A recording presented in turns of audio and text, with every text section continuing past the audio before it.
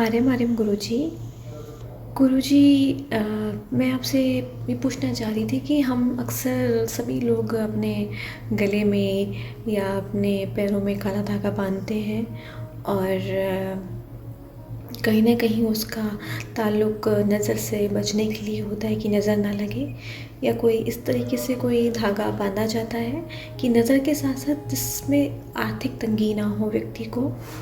और फीमेल्स को कौन से पैर में धागा बांधना चाहिए और जेंट्स के लिए कौन से पैर में धागा बांधना चाहिए, और जो गले में नज़र का धागा पहनते हैं वो और पैर में जो धागा पहनते हैं वो अलग कैसे है एक दूसरे से।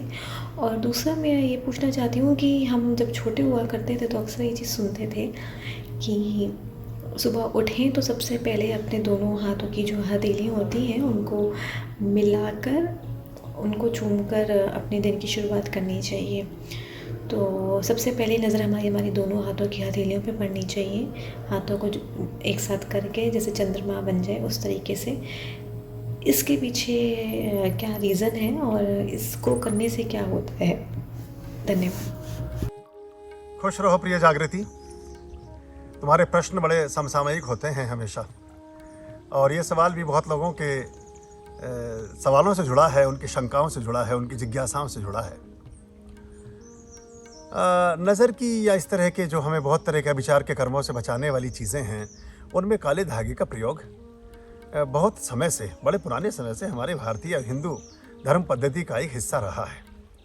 और इसका एक उल्लेख हमारे शास्त्रों में भी मिलता है कि जब भगवान शिव भिक्षा मांगने के लिए बनारस में माँ अन्नपूर्णा के सम्मुख पहुँचते हैं और फिर उसके बाद वो क्रिया पूरी होती है, उसके बाद जो एक चर्चा चलती है, उस चर्चा में फिर एक उल्लेख आता है कि जो व्यक्ति जिसके लिए विचारिक कर्म किए गए हों, तांत्रिक प्रक्रियाएं ऐसी की गई हों या स्वतः ही कहीं हुई पड़ी हों और उसके आप शिकार हो जाएं, ठीक है, दो तरह से आपको हानि पहुंचती है। एक तो आपके घर में इलेक्ट्रिसिटी की लाइन है, बिजली का करंट जा रहा है, उस तार को आपने छू लिया है, उससे आपको हानि पहुंचती है।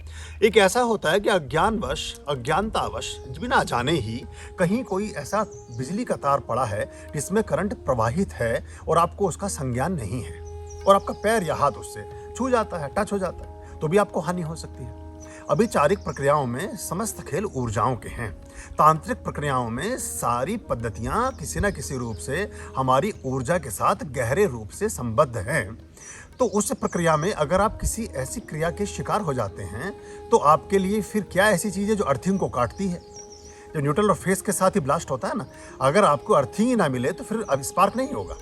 तो वो काटने की चीज़ों में फिर उल्लेख आता है कि जो नगर कोतवाल, अब वहाँ क्या है, जहाँ भगवान शिव विराजित हैं ज्योतिर्लिंगम के रूप में बनारस में, उनसे बहुत छोटी सी दूरी पर ही नगर कोतवाल के रूप में भगवान भैरव स्थापित हैं, विराजित हैं, प्रतिष्ठित हैं।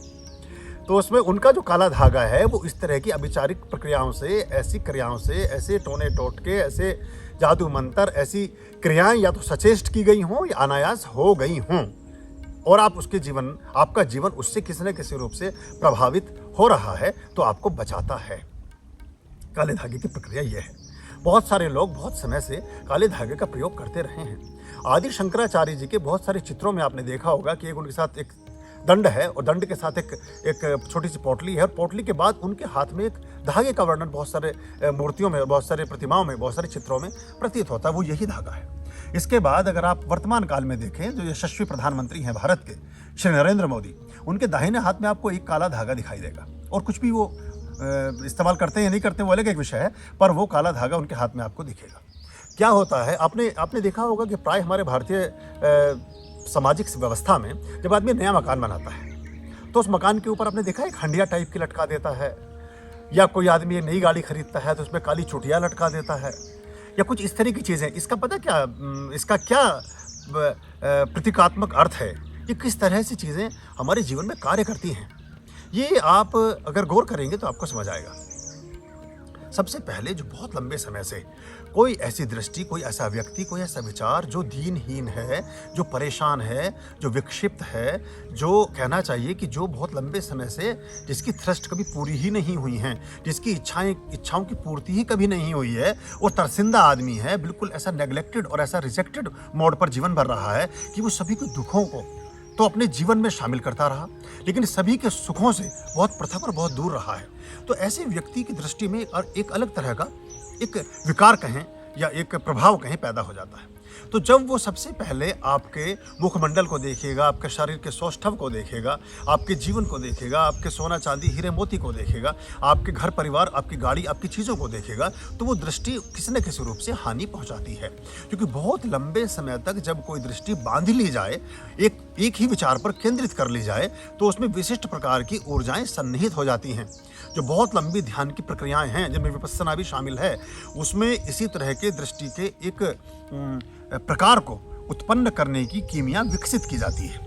आपको याद होगा कि महाभारत के प्रसंग में जब एक मल्लयुद्ध की बात आती है भीम और दुर्योधन के मध्य, तो उसमें जो गांधारी विवाह के उपरांत धृतराष्ट्र चूंकि चक्षुहीन थे, अंधे थे, तो उनका जीवन संग साथ निभाने के लिए स्वयं भी अपनी आंखों पर एक पट्टी बांध लेती हैं। तो उनको ये बताया जाता है कि जब ये गांधारी अपनी आंखों से पट्टी हटाएंगी, तो जिस भी चीज़ को देखेंगी उसमें जीवन भर की जो ऊर्जा उन्होंने इकट्ठी की है, सन्निहित की है, उस ऊर्जा का प्रभाव उस व्यक्ति या उस विषय विशेष को प्राप्त हो जाएगा। तो उसमें यह कहा जाता है कि जब मल्लयुद्ध होगा तो चूंकि भीम से पराक्रमी, भीम से ज़्यादा बलशाली दुर्योधन नहीं थे, तो उसमें यह कहा गया कि आप माता के सामने निर्वस्त्र होकर के जाइए, और जब माता आपको देखेंगी तो आपका पूरा शरीर वज्र जैसा हो जाएगा, लकड़ी और पत्थर जैसा मजबूत हो जाएगा, तो उसको कोई हानि नहीं पहुंचा सकेगा। फिर उसमें कृष्ण जी का एक छोटी सी एक नीति का एक सिद्धांत शामिल होता है, और वो कहते हैं कि माता जी के सामने जा रहे हो तो बिल्कुल निर्वस्त्र थे दुर्योधन, तो वो कहते हैं कि थोड़ा सा अधोवस्त्र, एक अंगवस्त्र पहन लीजिए। तो वो एक छोटा सा नीचे का एक अधोवस्त्र है वो पहन लेते हैं, और वही पार्ट उनका, वही पोर्शन, जांघें उनकी जो है कमजोर रह जाती हैं, और लास्ट में गदा से प्रहार उसी अंग पर भीष्म करते हैं, तभी दुर्योधन की मृत्यु होती है। तो दृष्टि कैसे काम करती है? एकदम से नज़र की बात करते हैं तो बहुत सारे लोग जिनके दिमागों में बहुत सी उधेड़बुन होती है, वो समझ नहीं पाते इन बातों को, और सोचते हैं सभी दक्यानुसी बातें हैं, हम पता नहीं पाखंड की बात कर रहे हैं, अंधविश्वास को बढ़ा रहे हैं। कोई भी चीज़ ऐसी नहीं होती जिसका कोई महत्व जीवन में किसी न किसी रूप में ना रहा हो। तो ये आपको, जब आप इस तरह के धागे का प्रयोग करते हैं, तो आपको इस तरह के दृष्टि दोषों से रक्षा करती हैं। जाने अनजाने गलत जगह पर पड़े हुए आपके पैर, गलत जगह पर गया हुआ आपका शरीर संरक्षित और सुरक्षित रहता है। अब इसमें आपने पूछा कि बाएं पैर, दाएं पैर, स्त्रियों को सभी प्रक्रियाएं बाएं पैर में, बाएं हाथ में वामांगी कहा गया है उनको, वामांगी। तो वो वाम अंग वाली, तो जो वाम अंग है हमारा, यानी कि लेफ्ट जो पोर्शंस हैं बॉडी के, उसमें उनकी क्रियाएं तेजी से, त्वरित ढंग से संक्रमित होती हैं, संचालित होती हैं, प्रभावित होती हैं, ऊर्जस्वित होती हैं, और तो वो अच्छे से काम करती हैं। तो बाएं पैर में बांध लें, बाएं हाथ में बांध लें। आप पुरुष हैं तो दाहिने पैर में, दाहिने हाथ में बांध सकते हैं। तो अब इसमें क्या होता है कि जो आपको दिग्पाल के रूप में या बहुत सी दिशाओं से रक्षा के लिए, या बहुत से विचार कर्म से रक्षा के लिए धागे बांधे जाते हैं, वो पैरों और हाथों में बांधे जाते हैं।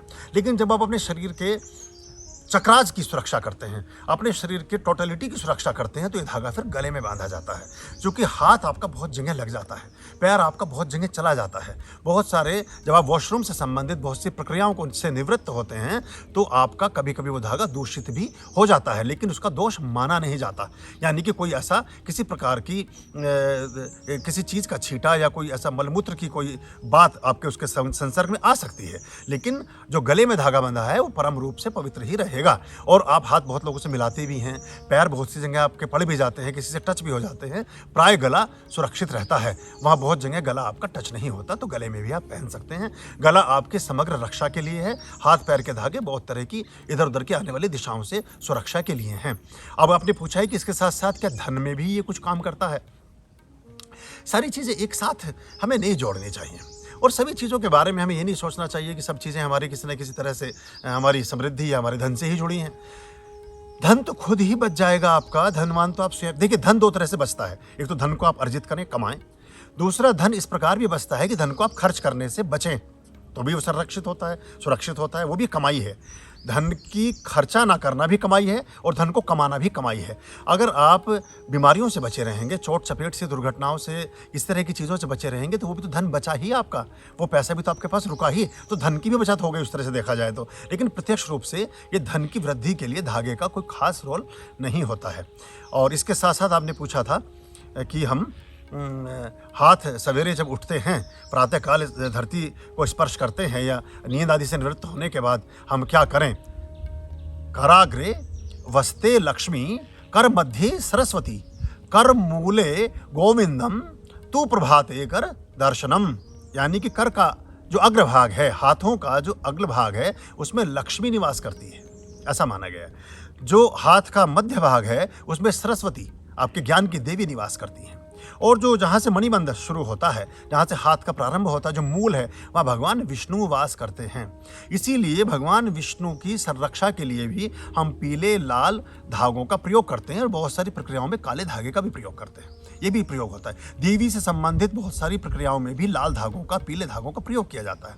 विष्णु से संबंधित किया जाता है। भगवान शिव से संबंधित सफेद धागों का प्रयोग किया जाता है। तो ये धागे भी इस तरह से इंटरलिंक्ड हो जाते हैं। अब बात थी कि हम सवेरे हथेली का दर्शन करें तो क्या प्राप्त होगा। तो 3 देवी देवताओं को तो प्रत्यक्ष दर्शन आपका हो ही गया, जो हमारे किसी न किसी रूप में एनर्जी हमारी इन 3 चीज़ों को रिप्रेजेंट करती हैं। लक्ष्मी हमारे जीवन की संचालिका, उनके पति भगवान विष्णु पूरे जीवन के पालक और हमारे संसार और हमारी दुनिया को चलाने वाले, हमारे जीवन को चलाने वाले। उसके बाद सरस्वती, अगर वो नहीं है तो आपको अच्छे बुरे का ज्ञान ही प्राप्त नहीं होगा। आप ये समझ ही नहीं पाएंगे कि क्या हमें करना है, क्या नहीं करना है। कितना भी अधिक धन आ जाए, अगर उसकी उपयोगिता का ज्ञान नहीं होगा तो सब व्यर्थ चला जाएगा। तो ये तीनों चीज़ें, ये ऊर्जाएं आपकी किसी न किसी रूप में संरक्षित होती हैं। इसके साथ साथ एक काम और कर सकते हैं। जब आप नींद आदि से निवृत्त होकर के उठते हैं तो धरती पर पैर रखने से पहले अपने हाथ को टच करके एक मंत्र आप और बोल सकते हैं कि मंगलो भूमिपुत्रश्चा ऋण हर्ता धन प्रदा। मंगलो भूमिपुत्रश्चा ऋण हर्ता धन प्रदा स्थिरासनो महाकाय सर्व काम विरोधका। धरती को भी रिप्रेजेंट करते हैं मंगल। और जब आप मंगल और भगवान की ध्यान करते हैं, भगवान की किसी न किसी रूप से आराधना करते हैं, मन में विचार लाते हैं, तो आपका जीवन ठीक होता है। एक प्रक्रिया और करने का प्रयास करें, क्योंकि हमारी मेरिडियंस, हमारी बॉडी का टेम्परेचर जब हम सो रहे होते हैं तो अलग तरह के तापमान पर काम कर रहा होता है। कोशिश करें कि 10 मिनट तक, 5 मिनट तक बिस्तर पर उठने के बाद बैठ जाएं और बैठ करके किसी भी देवी देवताओं को, किसी भी भगवान को, किसी भी इष्ट देव को जिसमें आपकी श्रद्धा, आस्था और विश्वास है, उसका स्मरण करें, उसको नमन करें, उसको ध्यान में लें। तो आपका जीवन, आपका दिन अच्छा बीतेगा, आपका स्वास्थ्य अच्छा रहेगा, आपका मन अच्छा रहेगा। और 20 मिनट तक जो हमारी मेरिडियंस, जैसे मैंने बताया कि एक जैसे उसमें टेम्परेचर में रहती हैं, तो आप अगर गर्म शरीर को एकदम ठंडे फर्श पर रखते हैं तो भी आपके शरीर में आपके बहुत सारे ऊर्जा की जो एक प्रवाह है, जो वर्तुल है, वो टूटता है, खंडित होता है। और आपको कमर के दर्द, बालों का झड़ना, आंखों की रोशनी का चले जाना, रीढ़ की हड्डी में दर्द हो जाना, पैरों में पिंडलियों में दर्द रहना, इस तरह की समस्याएं अधिक सामना करना पड़ता है। तो या तो किसी कपड़े पर पैर रखें या थोड़ा सा रुक जाएं 5-7 मिनट, ये भी आप ध्यान रखें। और उसके साथ साथ एक काम और ध्यान रखें कि हमारी जो मेरुरज्जु है, स्पाइनल कॉर्ड, ये सभी तरह की ऊर्जाओं को मस्तिष्क तक पहुंचाती है। कोशिश करें सीधे कभी ना उठें, खासतौर से स्त्रियां कभी भी सीधी ना उठें, करवट से उठें। जब बिस्तर से उठते हैं तो थोड़ी करवट लेकर के उठें, तो कभी भी उनको कमर का और इस तरह के जो दर्द हैं, बहुत सारे जो उनके स्पाइनल में कॉर्ड में हैं, या स्पॉन्डिलाइटिस से रिलेटेड जो दर्द हैं, या पैरों के दर्द हैं, ये सब मांसपेशियां आपस में परस्पर जुड़ी होती हैं। इससे भी आप बचे रहेंगे। तो मैं समझता हूँ कि आपने जो बातें पूछी थी जागृति, उन बातों की जिज्ञासाओं का, उन बातों का समाधान संभवतः आप तक पहुँचा होगा। खुश रहिए। आप सबके जीवन में आरोग्यता का वास हो, सुख का वास हो, शांति का वास हो, समृद्धि का वास हो। हंसते रहिए, मुस्कुराते रहिए, खिलखिलाते रहिए। और ये जितनी भी अच्छी चीज़ें हैं, जितने भी अच्छा कार्य है, जितने भी धर्म से संबंधित चीज़ें हैं, इनको अपने जीवन में धीरे धीरे समावेशित करते जाइए। ओम स्वस्ति अस्तु। आर्यं शरणं शुभमस्तु, संभव करणम् अरमस्तु। आर्यं शरणं शुभमस्तु, संभव